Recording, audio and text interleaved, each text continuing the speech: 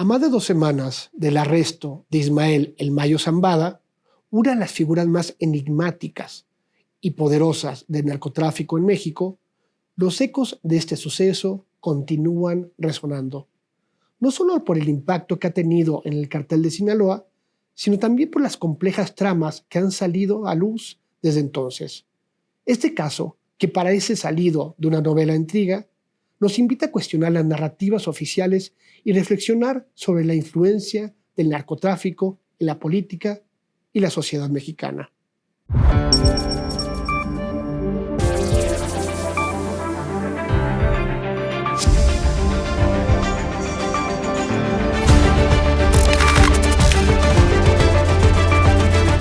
Bienvenidos a este episodio de tu programa El Vecino Incómodo, aquí en Eje Central. Yo soy Juan de Dios Vázquez y en esta ocasión analizaremos las implicaciones del reciente arresto de Ismael El Mayo Zambada. Veremos el vínculo que tiene esto con las políticas nacionales y lo que significa en el complejo entramado sobre la política en contra del narcotráfico. Para ello nos acompaña Osvaldo Zavala, experto en cultura latinoamericana y autor de libros como La guerra en las palabras y Los carteles no existen. Muchísimas gracias. Un gusto. Ya nos conocemos hace tiempo tú y yo. Mira, las últimas semanas han sido semanas de mucha agitación política, ¿no? por el arresto del Mayo. ¿Qué implicaciones ves tú en lo que sería la agenda nacional, así como también en lo que podríamos hablar, la narrativa, ¿no? que se va a crear alrededor del narcotráfico? Bueno, primero que nada, muchas gracias por la invitación. Un placer estar aquí en el programa y gusto verte de nuevo. Pues es un tema bien interesante, ¿no? Porque por un lado estamos retomando la vieja narrativa de la guerra contra el narco que por alguna razón o por muchas razones que podemos discutir hoy, nunca conseguimos eludir.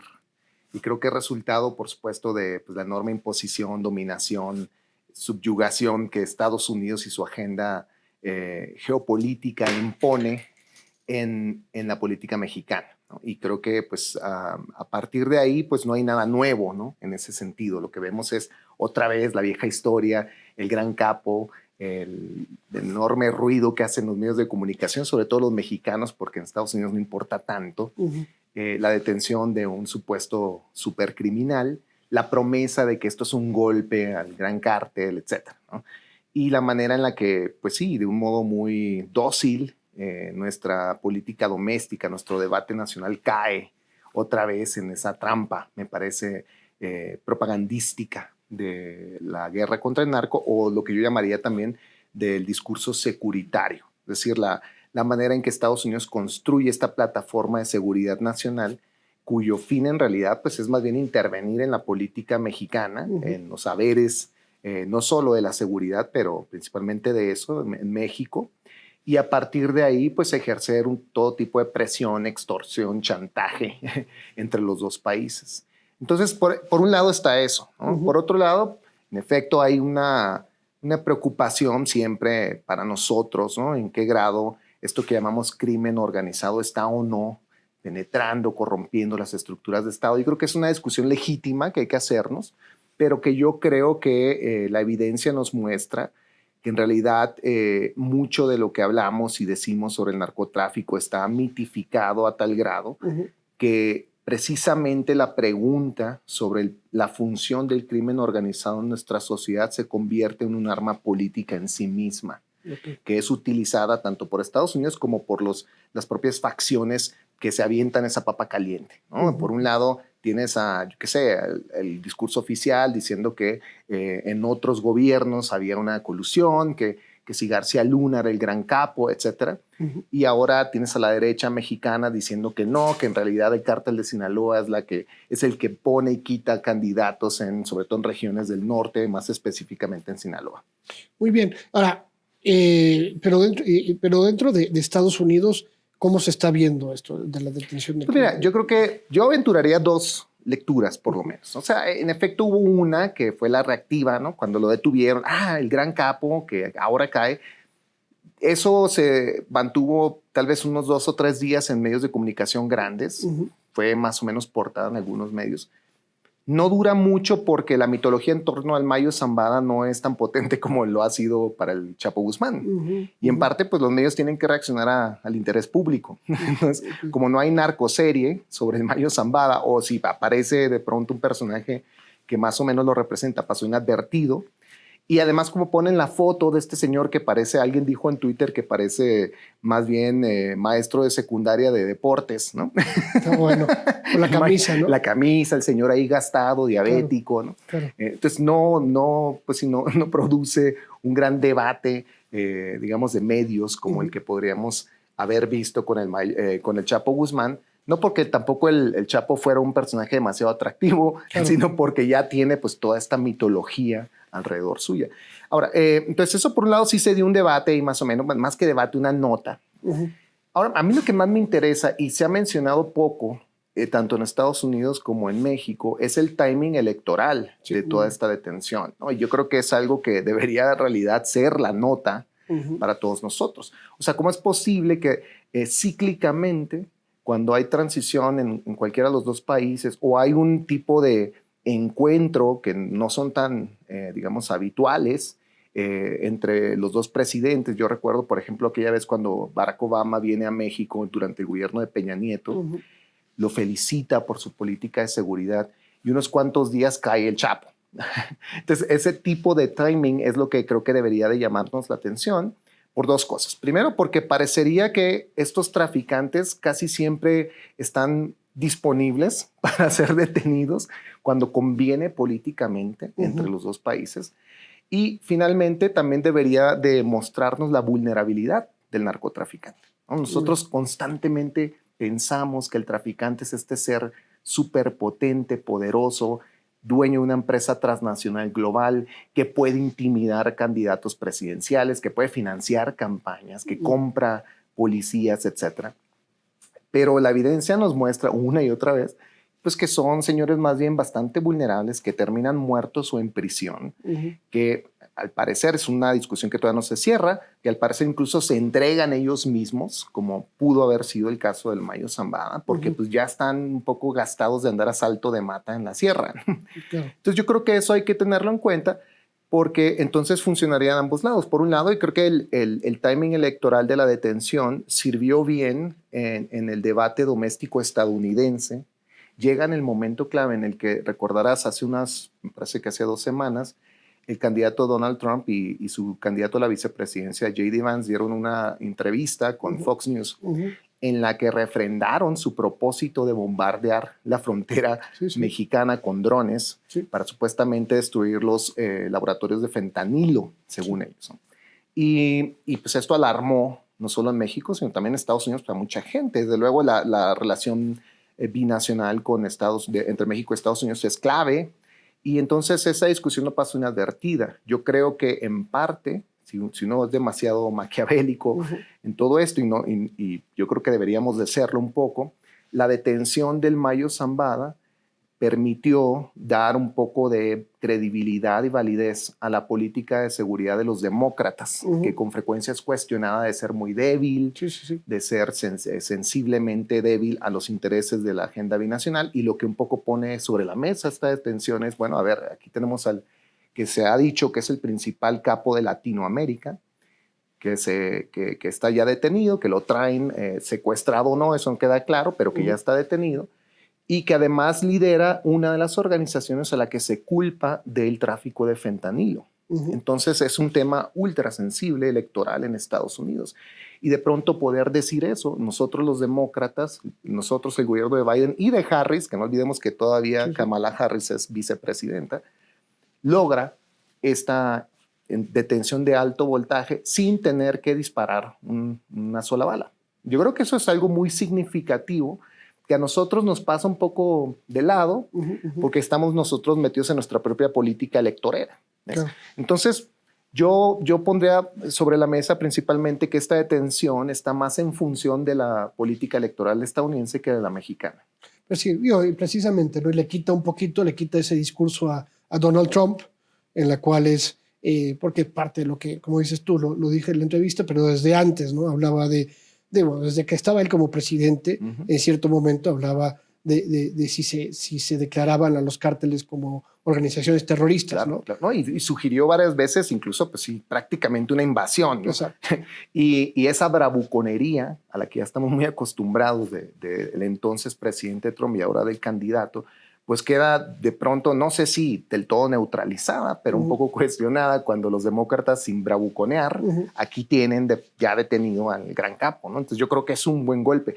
Ahora, tampoco es que van muy lejos con esto, porque como te decía, finalmente el tema del narcotráfico en Estados Unidos tiene una cierta tensión doméstica, sobre todo cuando se le relaciona con la frontera y el cruce de drogas como el fentanilo, pero tampoco va tan lejos, ¿no? Sí. Es decir, yo creo que en la agenda estadounidense hay cosas muchísimo más importantes. La inflación, por ejemplo, pues ese sí es un tema, ¿no? Okay. Entonces, digamos que cuando hablan los candidatos en debates, ahora lo veremos próximamente, los debates presidenciales en Estados Unidos, el tema de seguridad en realidad se mezcla con las otras agendas que importan en Estados Unidos, sobre todo la migratoria, creo que es más importante, yo te diría incluso que la del narcotráfico.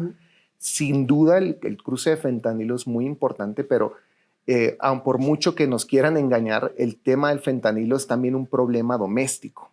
O sea, es decir, Sí, Estados Unidos, del consumo. claro, Estados Unidos pretende siempre lanzarnos ese buscapiés, pero ellos tienen, pues sí, cuántos cientos de laboratorios clandestinos donde se hace el fentanilo. El fentanilo también entra por la frontera con Canadá y ellos no politizan a Canadá de ese modo. Sí, claro. Muchos de los precursores químicos incluso llegan por paquetería directa desde Asia, ¿no? Sí. Entonces, por eso te decía al principio, ellos instrumentalizan el tema del narco para presionar e intervenir en México y para sacar raja política de todo eso, mientras que se hacen de la vista gorda con su vecino al norte, ¿no? A Canadá no le avientan ese tipo de traspié, ¿no? Entonces yo creo que nosotros tenemos que, con mayor atención, siempre politizar la agenda de la guerra contra el narco como un discurso de intervencionismo, ¿no? Un discurso geopolítico, y no genuinamente como una preocupación de erradicación de la droga o de salud pública como los gringos pretenden disfrazar. Muy bien, digo, y también digo, lo que yo he leído y demás, que esto les funciona a los gringos también para distraer otra conversación que se vuelve muy incómoda, que es la guerra en Medio Oriente, ¿no? Ah, por supuesto. Y entonces, ¿qué sucede ahora mismo? Que ahí no hay dónde ganar, ¿no? Porque al final de cuentas, si apoyas un bando o el otro, vas a tener problemas ahorita mismo en las elecciones. Entonces, están distrayendo ahorita esa conversación para hablar de esto, que al final de cuentas, bueno, pues es un discurso como es, bastante simple, ¿no? Claro. De quiénes son los malos y quiénes son los buenos. Y mira, yo te agregaré algo ahí que me parece trágicamente siniestro y al mismo tiempo una coincidencia, pues sí, muy, muy triste y brutal, que es que mientras que la agenda del narco, pues sí, como tú dices, en parte ayuda a distraer, ¿no? De la enorme culpa que ya sienten muchos de la clase política estadounidense. Bueno, Kamala Harris llegó a decir que ella no se quedaría callada, ¿no? Entonces, no recibió a Netanyahu en el Congreso, por ejemplo. Entonces, esos gestos que ya empiezan a tener, porque es muy alarmante la tasa de muerte, ¿no? de asesinato que está ocurriendo con este genocidio que se está perpetrando en Palestina. Pero a mí lo que me parece bien terrible de todo esto es que no hay una desconexión en realidad entre la política de seguridad con Latinoamérica y lo que ocurre en Medio Oriente por muchas razones, pero la principal es que muchas de las armas, la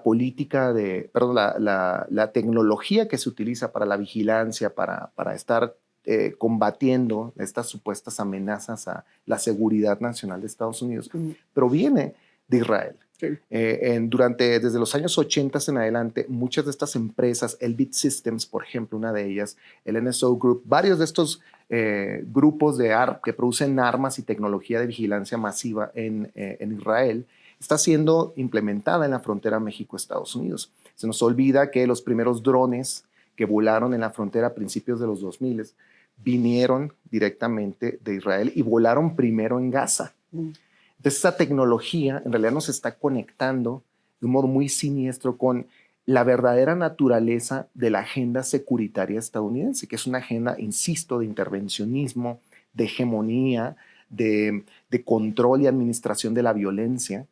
Y entonces, en ese sentido, yo creo que estamos mucho más cerca, nosotros los mexicanos, de la gente que sufre este terrible momento de genocidio en Gaza, que digamos, del flagelo del que hablamos cuando hablamos del narcotráfico, ¿no?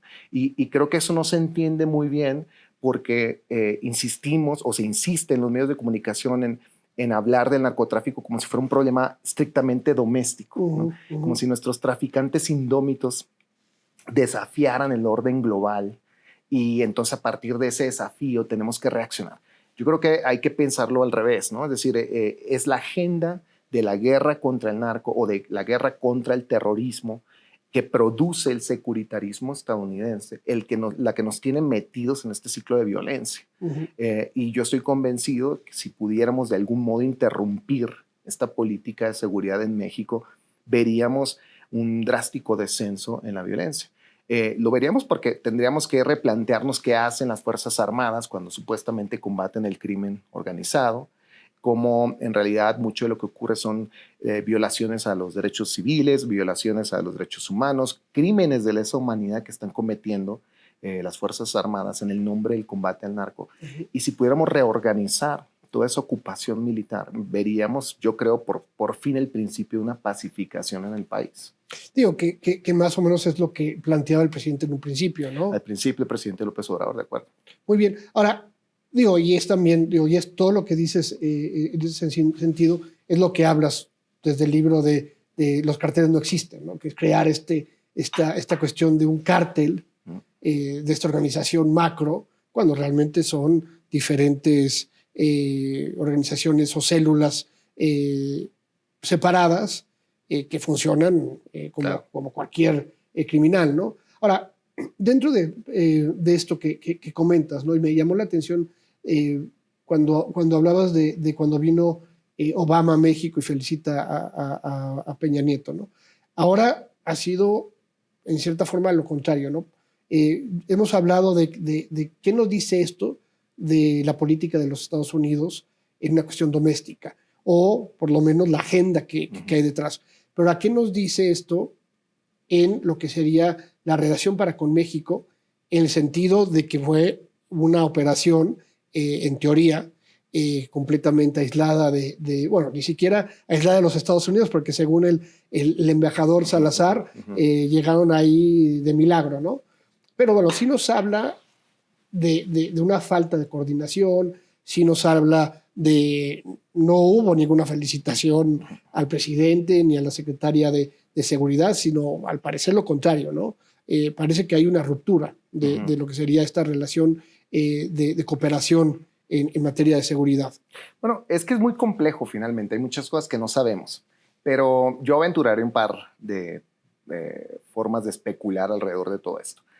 Por un lado, creo que el presidente López Obrador, a diferencia de los presidentes anteriores, Peña Nieto y sobre todo Calderón, tiene una relación mucho más inteligente y astuta con estos temas de seguridad que el entreguismo al que se dio completamente Calderón. O sea, Calderón, su política era hagan conmigo lo que quieran, que pase la DEA, que pase Pentágono. Compramos lo que quieran. Sí, les damos lo que quieran. Bueno, desde que se crearon, por ejemplo, estas onerosas unidades de investigación que creó la DEA en México, imagínate, o sea, que seleccionando sus propios agentes para que trabajaran casi como un branching out de la DEA en México, una cosa de verdad de violatoria de la soberanía, pero pues ya de plano el entreguismo, ¿no?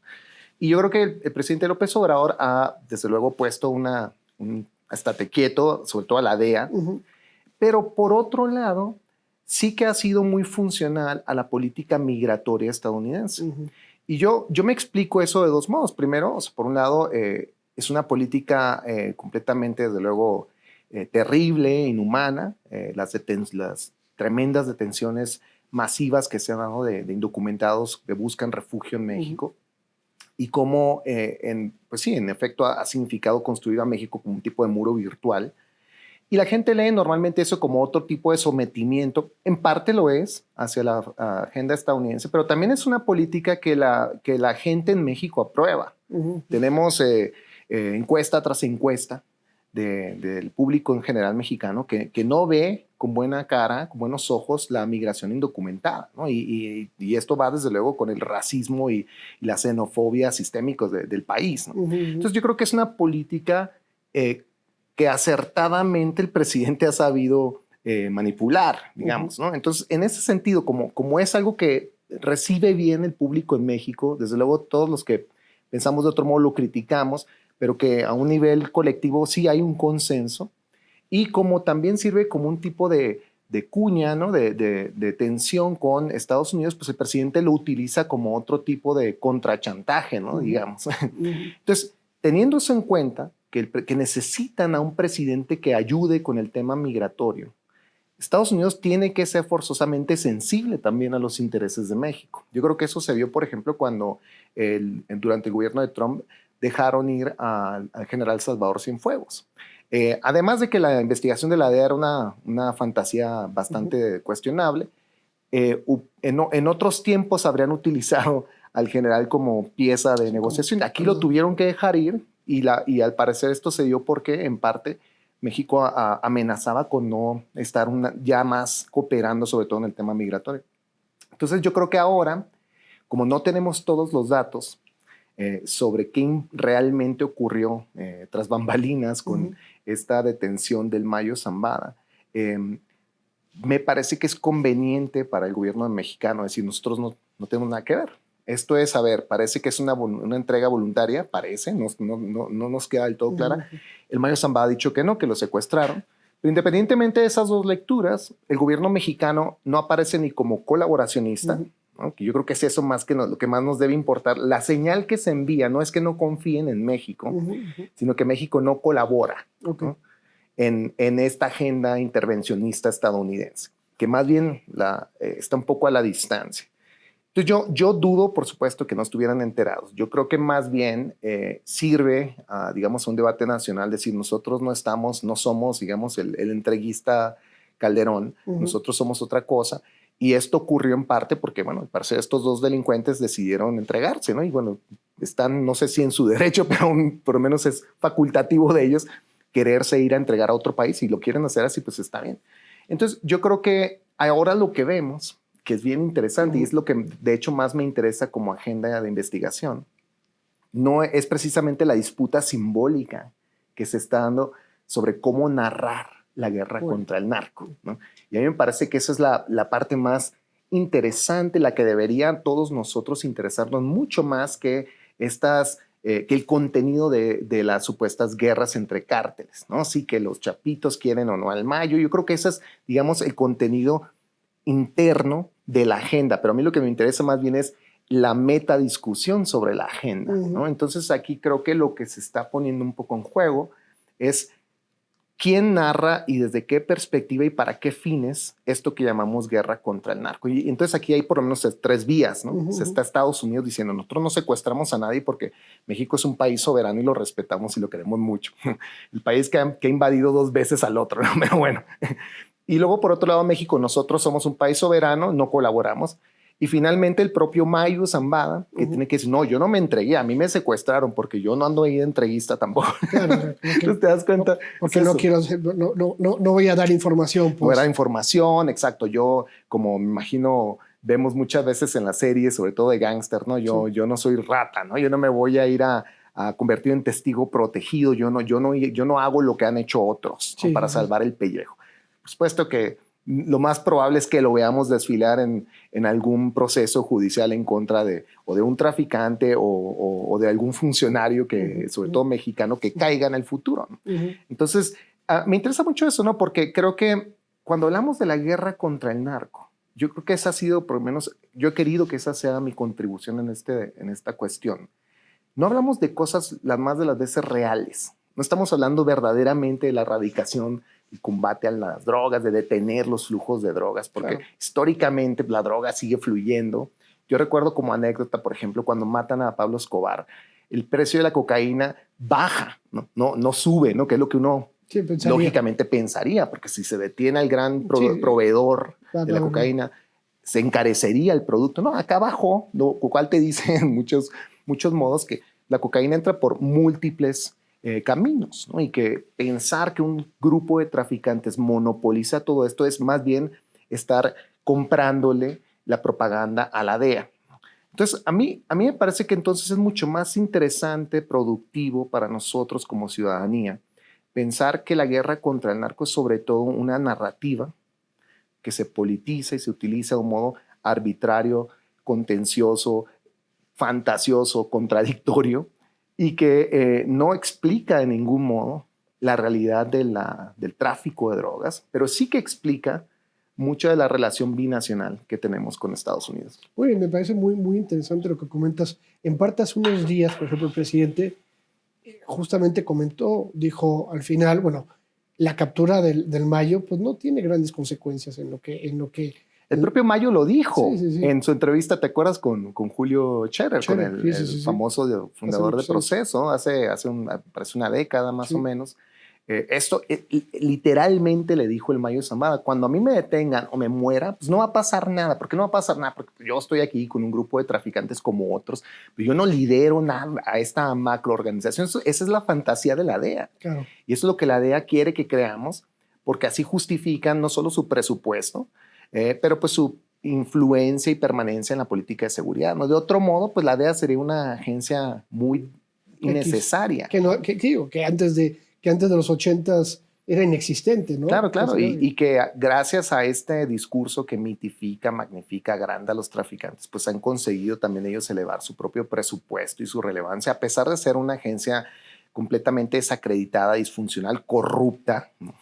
Que viola derechos en todos lados, particularmente en México, y que pues su legado, más bien el legado de una de las más grandes farsas que hemos visto en la política binacional con nosotros. Muy bien, me parece, y siguiendo lo que estamos platicando, que me parece muy interesante esto que dices, porque también en el discurso del presidente, hasta cierta forma, el no prestarse a hablar de una colaboración es no prestarse a esta narrativa de una gran captura, ¿no? Que es lo que sí pasaba antes, ¿no? Antes, que era la llamada Kingpin Strategy, ¿no? Donde México aplaudía y celebraba, ¿no? Claro. Que y se ponía la medallita. Claro. Y casi pareciendo que le rendía servicio a los estadounidenses. Sobre todo, ¿te acuerdas en esa época donde incluso se certificaba el combate a las drogas? O sea, que Estados Unidos se arrogaba el derecho de decir, tú sí, tú no, tu estrellita. A ver, ¿cuántos narcos capturaste este año? Y vamos a contar. Claro. Acá estamos en otra época, ¿no? Y eso yo creo que, no sé si hay que celebrarlo, pero por lo menos hay que notarlo, ¿no? Que es una época donde se tensiona la política de seguridad, donde ya no se dice tan fácilmente que somos el patio trasero de Estados Unidos. Muy bien, excelente. Y bueno, ¿cómo ves que después de esto puede haber un cambio a la narrativa? Porque ahora, por ejemplo, y algo que comentas tú en algunos de tus escritos, hablando de la DEA, y voy a hacer una cuestión interesante. A mí me llamaba la atención, tú sabes, yo antes era funcionario y estaba en seguridad, y sí era muy curioso porque la DEA te buscaban constantemente para ir a comer, a tomar un café, a lo que sea. Y después te empiezas a dar cuenta que lo que pasa es que te buscan porque lo que quieren es poner, tuve reunión con el jefe de oficina, bla, porque es lo que seguramente van a mandar. Y así es como les dan más presupuesto, menos presupuesto. Claro, decir que están trabajando. Exacto. Justificar la chuleta, como diríamos coloquialmente en México. Exacto. Entonces, yo por ejemplo, pues tenía un café, pues no lo iba a poner en mis notas de lo que hice. Al contrario, ¿no? Exacto. Y ellos no, porque lo ponían y era, no, fuimos a comer con tal, y así justificaban el presupuesto, ¿no? Entonces, es muy curioso. Pero entonces, algo que comentas tú en tus libros es justamente cómo series como Narcos y demás ven a la DEA como estos superhéroes, ¿no? Claro. Que llegan está el villano malo y llegan y cambia completamente. Pero ahora tenemos a esta figura como el Mayo, que es una figura, como dices tú, muy gris, independientemente de que sea o no sea el gran narcotraficante. Y a pesar de los esfuerzos, ¿no? De propaganda, a pesar de libros como los de Anabel Hernández, ¿no? Que lo ponen como el rey del universo criminal. Exacto. O sea, asumamos que sí lo es. Sigue siendo una figura que mediáticamente pues no ha tenido ninguna repercusión, ¿no? Entonces, ¿cómo cambia eso? Porque tiene que cambiar la narrativa, ¿no? Porque si ya no tienes a un Pablo Escobar, si ya no tienes a un Chapo, ¿no? Si ya no tienes a figuras de esa índole, y la figura que tienes es una figura mucho más cotidiana y mucho más pedestre. Vamos a decir, así como Jaime Sabines hablaba que el poeta es un peatón, ¿no? Que no tiene nada, pues aquí, ¿no? El narcotraficante es un peatón, ¿no? Sí. Entonces, ¿Cómo cambia eso en la narrativa? Pues mira, a ver, yo creo que esa pregunta, esa disyuntiva siempre se ha dado, ¿no? Es decir, cuando muere, por ejemplo, Pablo Escobar en los 90s, y es algo que yo un poco cuento en mi último libro, En la guerra en las palabras, la DEA de pronto se ve ante el problema de que ya no hay capo. Es decir, ya, como trabajaron también el mito de Pablo Escobar, Sí. y además termina épicamente asesinado, además de un modo extrajudicial que artero, terrible, que en cualquier democracia que se reconozca debería haber sido investigado, ¿no? Claro, y con agentes de la DEA ahí al lado. Es una cosa onerosa para la política colombiana, más allá de que el traficante sea un criminal, pues esto fue un asesinato extrajudicial brutal. Sí. Pero lo que ocurre, que es bien interesante en esos años, es que de pronto la DEA dice, caray, ya no tengo narco, no tengo macro narco a quien perseguir, hay que fabricar a uno. Sí. Y entonces ellos eligen a Amado Carrillo Fuentes porque no hay otro, ¿no?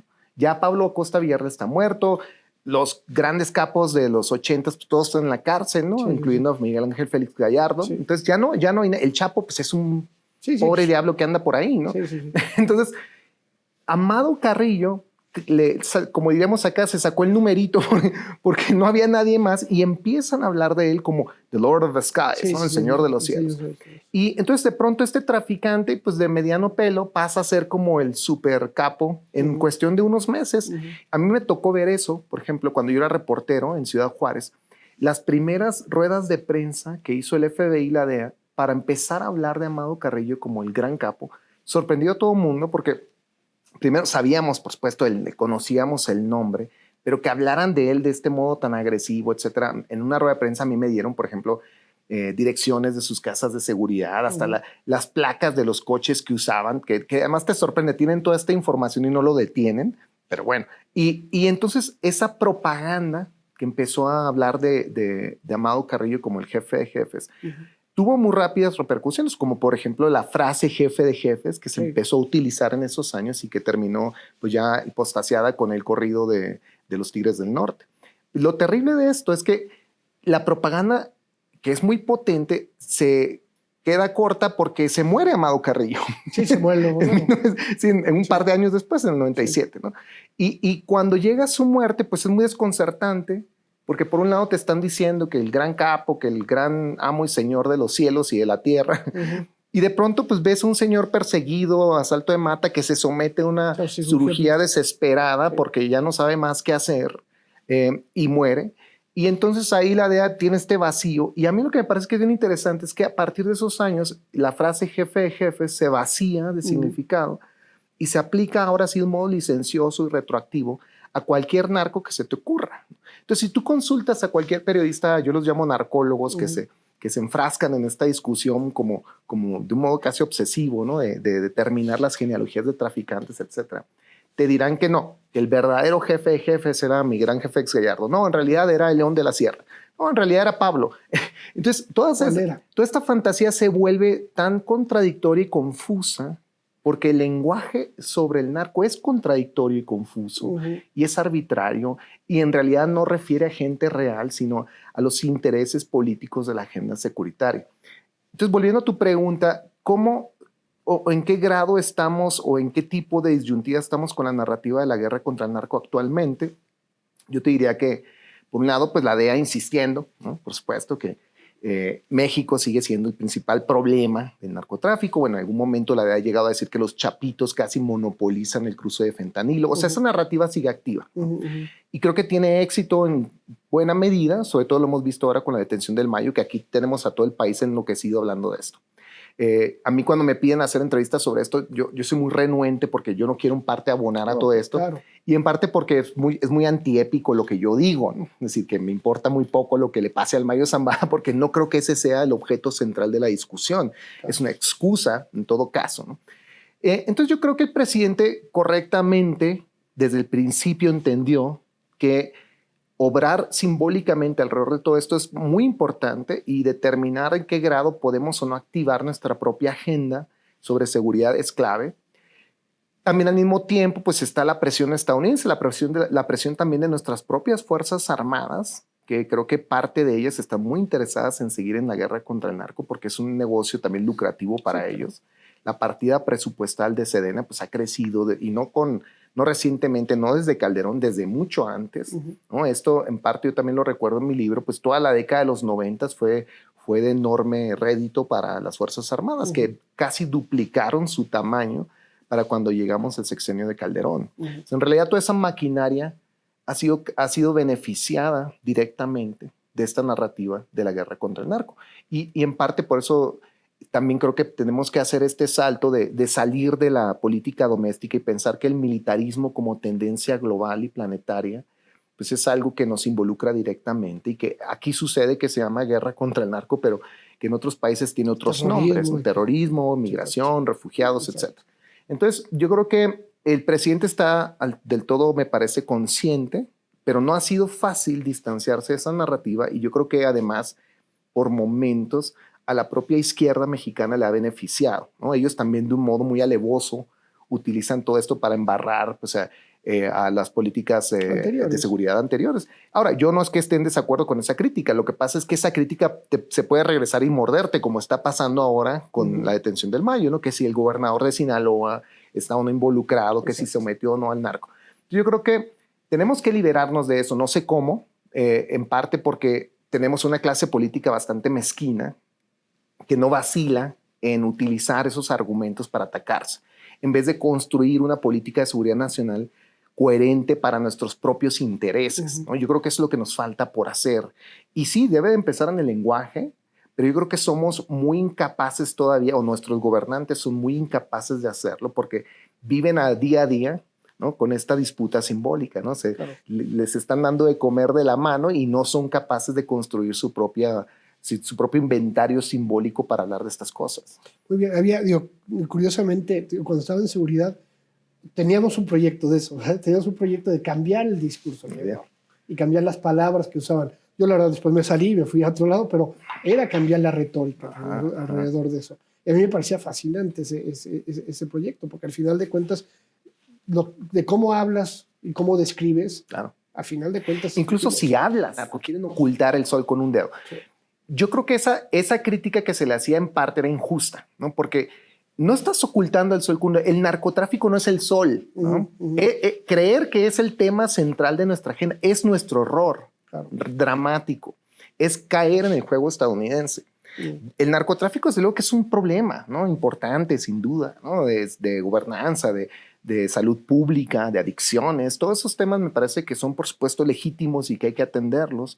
Lo que no podemos hacer es conceder que esa es nuestra principal preocupación como nación, porque ese sentido político que se da en narco es lo que construyó Estados Unidos desde finales de los años 80 e impone en nuestra propia política doméstica. Por eso te decía, yo creo que tiene que llegar el momento en que interrumpamos decididamente esa lógica, decir, no, aquí... Y yo creo que es lo que intentó el presidente. Aquí no hay guerra contra el narco. No vamos a ceder a estos operativos que además violan derechos humanos, que cometen crímenes de esa manera y que tenemos larga documentación para probarlo. Y habría que más bien pensar el tema del narco como un problema de salud pública. Si quieres un problema policial, desde luego, pero no un problema militar. Exacto. Y yo creo que ese es, digamos, el primer paso que tenemos que dar, que de un modo titubeante se empezó a dar al principio de este sexenio, pero que por diversas razones que no son del todo claras, no procedió. Es curioso porque, ¿sabes? Se dio, obviamente, era atacar las causas, pero la pandemia lo interrumpió un poco, ¿sabes?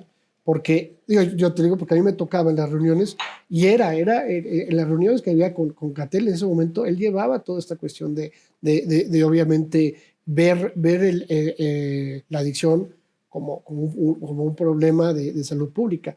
Y con la pandemia cambió porque el enfoque de la seguridad de la Secretaría de Salud se fue a la pandemia. Claro. Y como que, yo no sé si me explico, fue una cuestión curiosa, pero lo dejaron, y ya cuando lo retomaron, ya se había vuelto más bien de una agenda militar, de seguridad y demás. Pues bueno, pues ya con esto te quiero agradecer muchísimo. No, al contrario. Fue muy interesante. Yo también he sido renuente a hablar de este tema. A mí me han dicho, oye, ¿por qué no hablas de esto en las columnas y demás?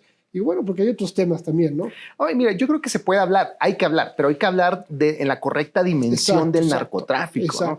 Sobre todo cuando vemos desfilar a estos pobres hombres disminuidos que están en la cárcel, denunciados, traicionados por todo mundo, incluso sus parejas y sus amantes, como fue el caso del Chapo Guzmán, Sí. donde ni siquiera hay dineros internacionales, donde nunca se comprueba, ¿no?, el tamaño de la organización criminal. Yo creo que hay que hablar de ese modo, ¿no? Hay que desmitificar la guerra contra el narco y el narcotráfico como un primer paso positivo a construir nuestra propia agenda.